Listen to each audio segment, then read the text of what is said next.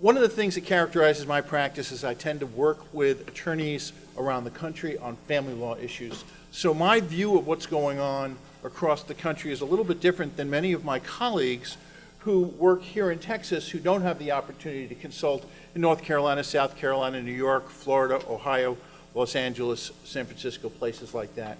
And one of the things I want to make very clear that I didn't mention, I was going to say this in my presentation, is that the custody statute that you guys have currently in your law that Lynn Kamen and others have worked on is probably the foremost statute in the country in terms of providing guidance to evaluators about how to do this work. I think that's really important for you folks to understand. There are emerging rules about how to do custody work, but this statute here in Texas provides a wonderful framework for custody evaluators to rely upon in order to increase the standardization of the product when you're actually working with kids. And I think that's a tremendously important point to make, and Ms. Kamen and others are responsible for having done that.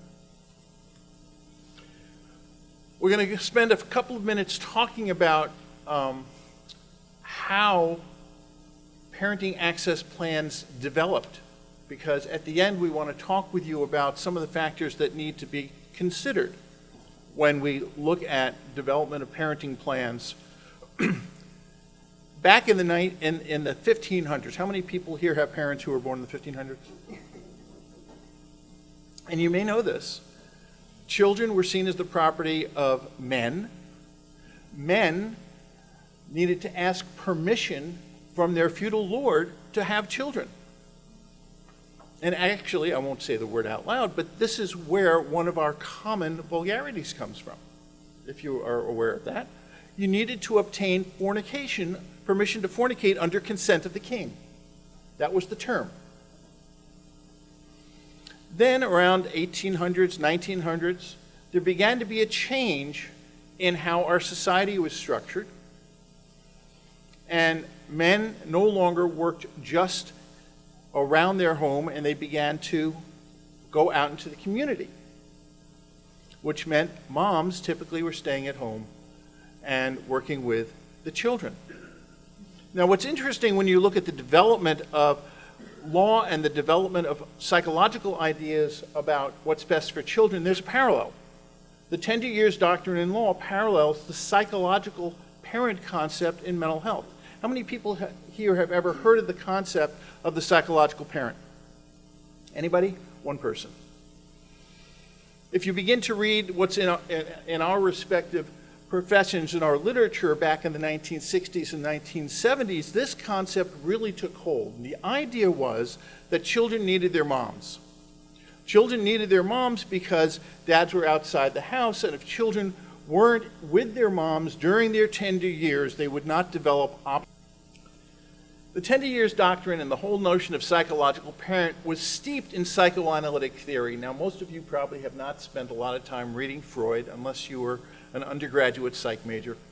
Anybody suffer through as an undergraduate psych major? Okay. She does trauma work, if you want to talk with her a little bit afterwards. The whole notion behind psychoanalysis was that it's your mom's fault. Is that a good way of framing it? All right? It's your mom's fault. If you came out poorly, it's your mom's fault. If you came out well, it's your mom's fault. At the same time that psychoanalysis was coming around, we had this concept of early attachment theories. How many people have heard about the concept of attachment? All right? The concept of attachment was children need to spend the first 24 to 36, maybe 48 months of their early lives developing a trusting relationship with one primary caretaker. Bowlby talked about one. Do you want to chime in here at all? You doing all right? Yeah. Okay. Now, psychological theories very often are built upon the psychological experience of the theorists. So let's talk a little bit about John Bowlby. His idea was that one caretaker is absolutely critical in order for children to develop a healthy way of looking at life. Bowlby was born into an upper middle class family. This is the type of psychobabble that puts people to sleep at cocktail parties, I promise you. And he had a wonderful relationship with his nanny. His father was a banker who didn't spend a lot of time with her. Mother apparently was a socialite, didn't spend a lot of time with him, and he had his primary attachment with his nanny, who, when Bowlby was 4.5 to 5 years old, left for another job. And when you read the lectures by Sir Richard Bowlby, John's son, Richard makes the point that his father never got over that primary loss. You think maybe that affected the way that he formulated the idea of attachment theory? In his writings, he came to realize that dads had a role in raising children. That comes from the psychological theory called duh. All right? But in the beginning, you had psychoanalysis and you had attachment theorists all saying it's the mom. Then you had cultural shifts in the workplace. Think about Rob and Laura Petrie. Think about Rob going out to the office and writing for Alan Brady. Anybody with me on Rob and Laura Brady? Petrie? Just the stereotypical 1950s household. Very, very typical sex role divisions here.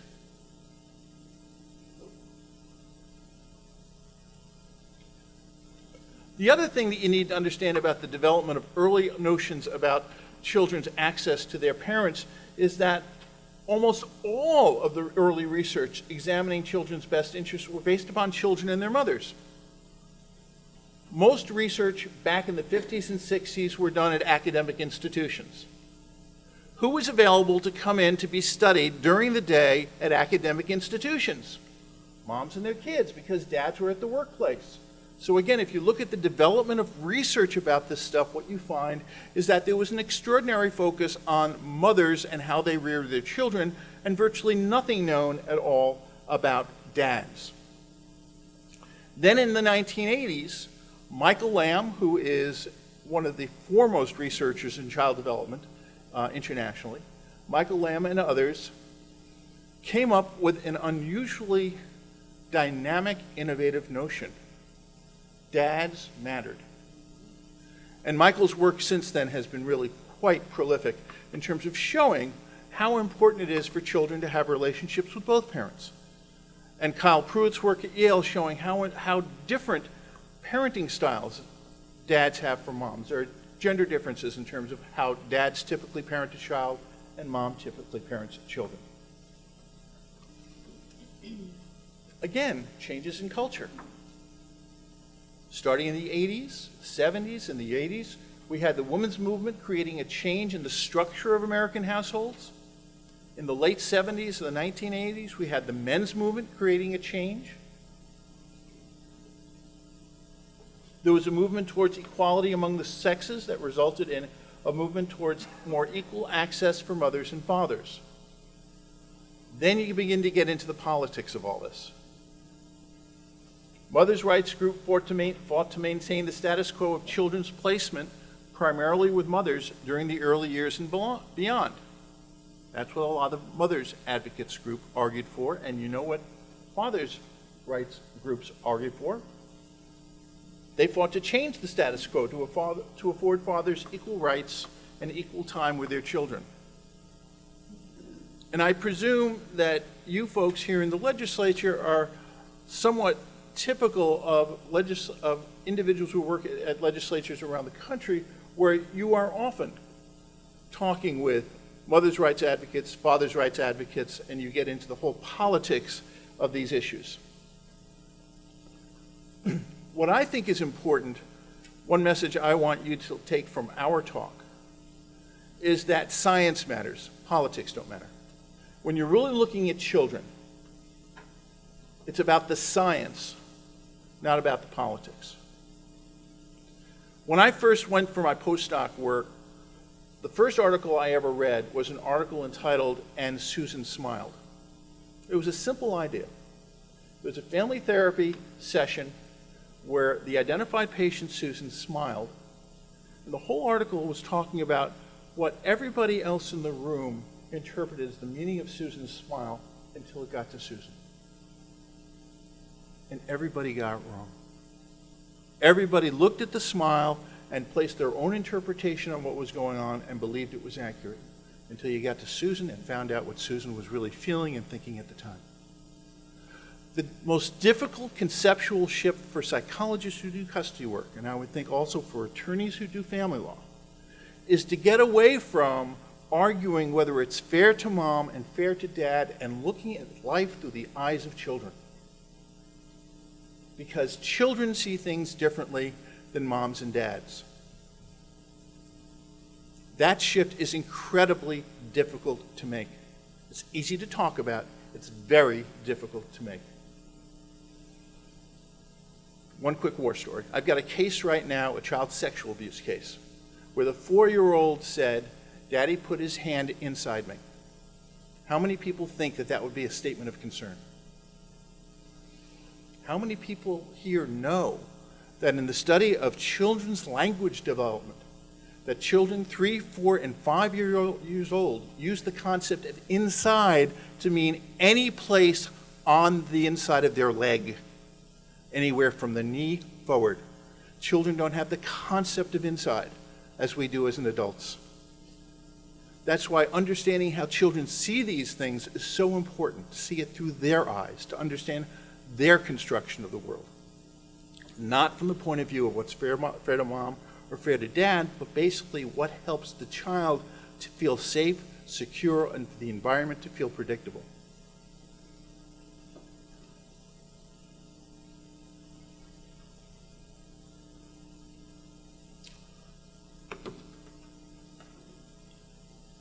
I start off with there's no empirical support for 50-50 timeshare, but let me tell you a quick story about something that I was honored to be part of 4 years ago.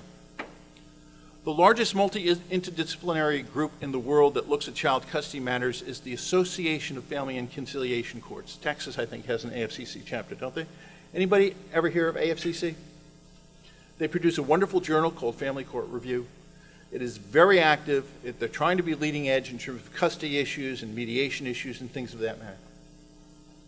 4 years ago, AFCC brought together an international think tank, bringing in people from all over the globe, looking at this question of, is there an empirical basis for 50-50 timeshare? Because the concern was that there were legislative initiatives going around the country that wanted to make as a rebuttable presumption 50-50 timeshare. So they brought in clinicians like myself, they brought in academics, they brought in judges, they brought in attorneys, and we were given, 4,000, 5,000 pages of case law and statutes and empirical stuff to look at. What we learned over the course of those 3 days in Chicago was that there is no empirical basis for 50-50. And we're going to get into some of the factors about why in a second. But it was interesting because many of us came in there thinking that there was support for this presumption. And we left there recognizing that there was nothing in the scientific literature that supported 50-50. There is no one parenting plan that fits all families. Your standard order here is about the best as you can get as a starting point. Some families thrive on the SPO, some on an expanded SPO. Some families thrive on, week off. Some family thrives on a variation of week on, week off. Some families thrive on a distribution. Let me tell you what this means. 5225 is 5 days on, Monday and Tuesday, mom gets the kids. Wednesday and Thursday, dad gets the kid, and they rotate weekends. That's a 5225. Week on, week off means the child is with me this week and with Lynn next week. But what we came up with in the think tank was that relatively equal access is determined on a case-by-case basis. It rests on the understanding that no one parenting access plan is best for all children. That a parenting plan has to be flexible enough to accommodate the unique characteristics of the needs of different families and different children within different families.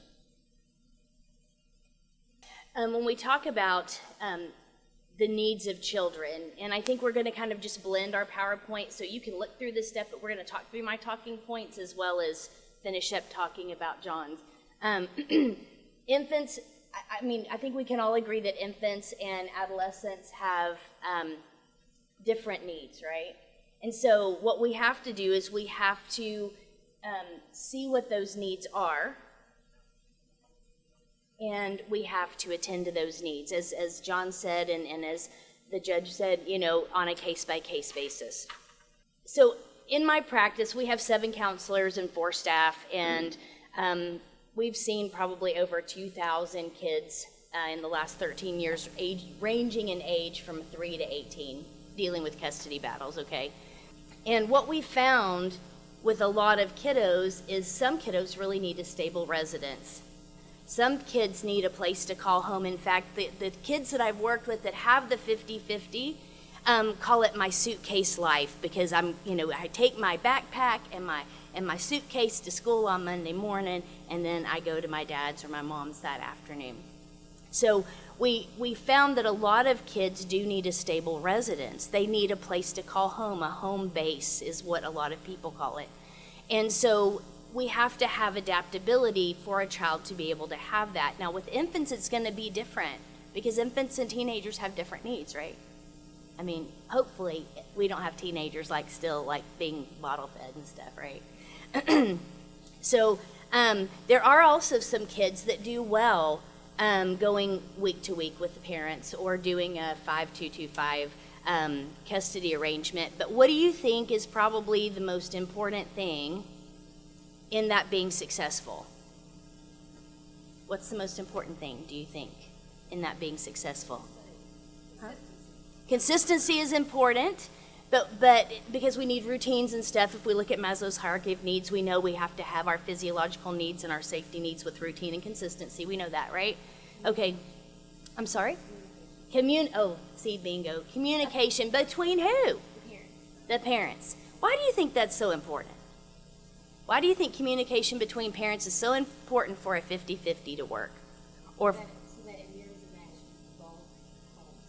You have kids that learn which home they can relate to, which parent, and that's true. it's kind of like they're getting to it. So. That's right. And so sometimes if they don't get along, what happens? Kids become messengers, right? Like, give your dad this note, I'm not going to talk to him. Or give your mom this note, I'm not going to talk to him. Or, hey, would you text your dad? Yes, sir. Because it was filming, Yes. would you repeat, if a comment's made like that, would you repeat it so we'd be sure to get it on? Sure thing. So I'm going to try not to butcher what she just said. But basically, we need consistency and communication back and forth so that the child doesn't have, I can manipulate here or I can't manipulate here. And a child needs the consistency to be able to make sure that the manipulation is down to a lower level. Because when kids learn how to manipulate at young ages, they turn into adult manipulators, and that's not cool, right? Okay, so there are some elementary age children who have separation anxiety when they're away from a parent a little bit longer than the other. So sometimes you do have to modify maybe this child, especially if they're in the same town, and the kid can, of course, you can't go to one school one week and one school the next week. It just doesn't work like that. So a lot of times you can do modifications to that. The best thing that I've really ever seen in a modification like that is the child stayed in one home and the parents moved in and out of the home every 4 days because the kid didn't want to be away from either parent. I don't know how long that is, actually, it went on for at least a year, but I don't know that it went on beyond that. But that was something that really worked for them. I was kind of shocked that it worked because, but the kid was so stable. It was so awesome. So what kind of other things can you think of that might work, or other factors that you think are important in making custody work? From a child's perspective, sorry, John, go ahead. From a child's perspective, what do you think makes things work? Oh, I'm sorry, yes, sir. Flexibility. So why is flexibility important?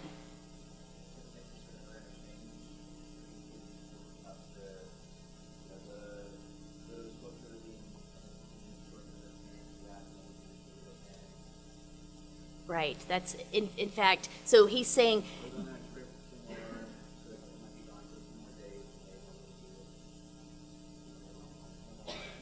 So flexibility is important because children's lives change, we have vacations that we have to do and things like that. Did I accurate? Okay.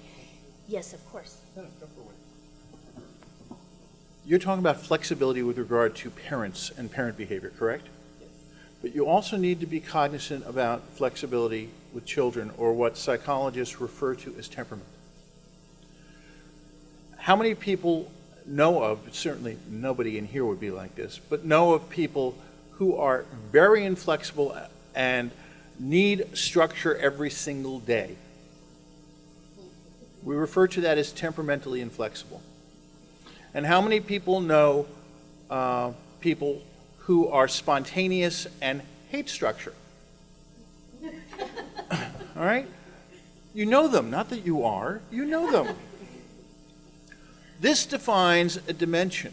Temperament is the construct, and you go from mild to severe, or inflexible to flexible. Children are like that, parents are like that. And when you have a temperamentally inflexible child, it reduces the likelihood that the parenting schedules can be flexible because the kid has so much time adjusting. So you need to think of flexibility not just in terms of the adult behavior, but you have to think about it in terms of children's temperament. Absolutely. So when we talk about then parenting styles, so we talk about also, I think we just kind of went over that with the flexible or inflexible temperament also has an impact on your parenting style. So if someone has a flexible temperament as a parent, then they're going to be a lot more easy to work with other people or their ex-spouse. What are some ways that you guys know that people communicate as people who are like divorced couples and they have child custody? What are some of the ways that they communicate? Text messages. Boy, that was like, woo. Okay, so what are some other things that they do? Do you know? Email. Sign language. She said sign language, but I'm not going to repeat the gesture. Sign language is not this in custody case. You're missing a digit. Yeah. I saw a bumper sticker the other day that said, horn broken, watch for hand signals.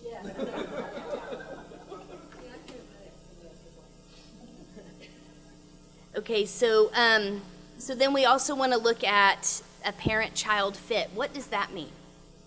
What do you think parent-child fit means?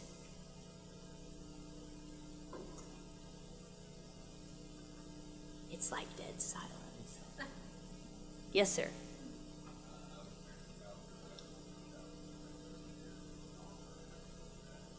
Okay, so how the parent and the child interact depending on like how they interact with mom and how they interact with dad. That's absolutely true because when, let's just say that a child has a very good relationship with the mom and a very good relationship with the dad, but they do different things together.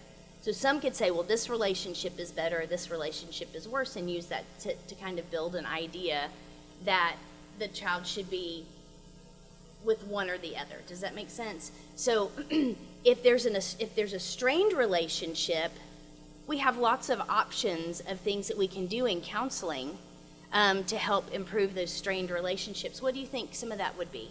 What do you think in counseling we can do to help improve relationships between parents and children, or between parents?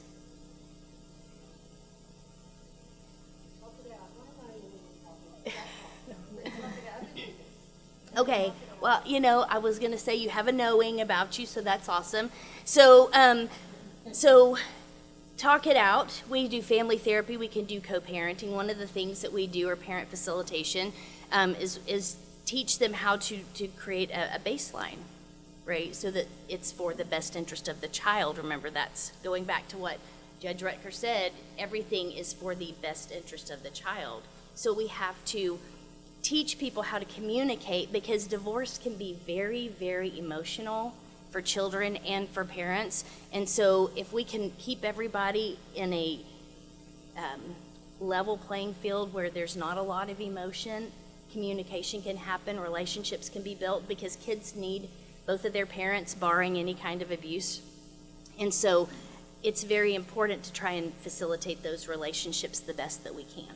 Okay, so. Steve, I'm going to go back to the last two PowerPoints. Don't mind.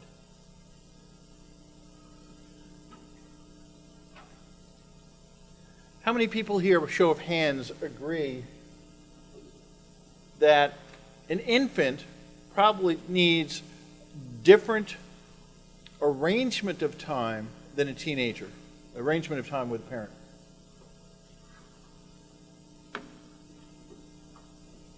So some infants are fine moving from one parent, from mom to dad every 24 hours. Some. Most infants, in my experience, need a primary relationship with the mother, particularly during breastfeeding, during the first 4 months, 6 months. But you don't know that until you have the kid. You don't know what type of temperament the infant has. If you have a temperamentally rigid infant, conceptually 50-50 timeshare doesn't work, because every time the child gets moved, because remember, in order to facilitate healthy attachment with infants, they can't be away from their primary caretaker much more than 24 to 36 hours. So if you keep having the kid go back and forth in a 50-50 or even a 40-60 time split, and the child is temperamentally inflexible, you're introducing a level of stress to the child that could create tremendous obstacles to the child creating what we call a secure attachment or a healthy relationship to the primary caretaker. Some children, as Lynn was saying, need a primary residence. How many people have teenagers? How many people here have ever been a teenager? Some teenagers are perfectly comfortable going from mom's house one week, dad's house the other week. Some teenagers say, I want to put my backpack down in one place and go visit the other parent whenever the heck I want to. And this is true particularly for those who are 15 and 16 years old who are able to drive. They want to have the flexibility of where to go, but they want to know that one house is their house.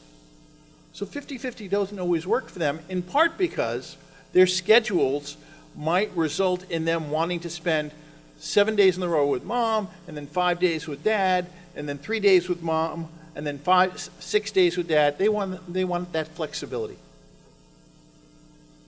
But then you have elementary school age kids.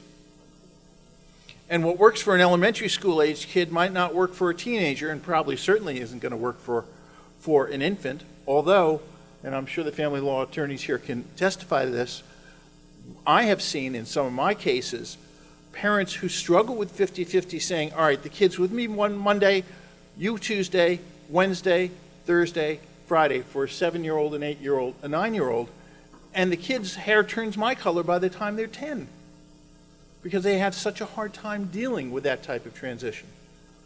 So this is what we started to talk about before. You really have to incorporate psychological factors about children and parenting as you start to come up with an individualized parenting plan. We've talked about individual temperament. That's a critical factor. Parenting style, Lynn alluded to that. I want to talk a little bit more about this notion of goodness of fit the gentleman in the back defined for us.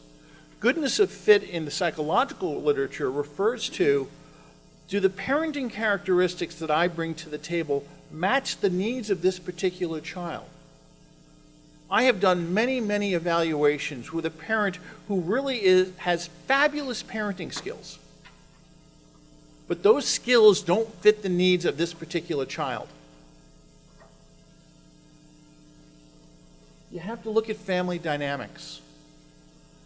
This is why a 50-50 is so problematic. A year out after the divorce, 2 years out after the divorce, mom or dad get remarried, and the step-parent brings in 2 other children. You need to have some flexibility to allow the bio kid to manage, to figure out how best to live in that new circumstance. What happens if you have special needs or the developmental needs of a child?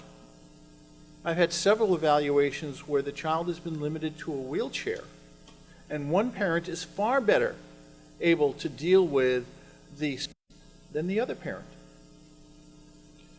So in closing, the point that I want to get across is that the think tank that looked at the presumption about 50-50 came down, in my judgment, on the right side.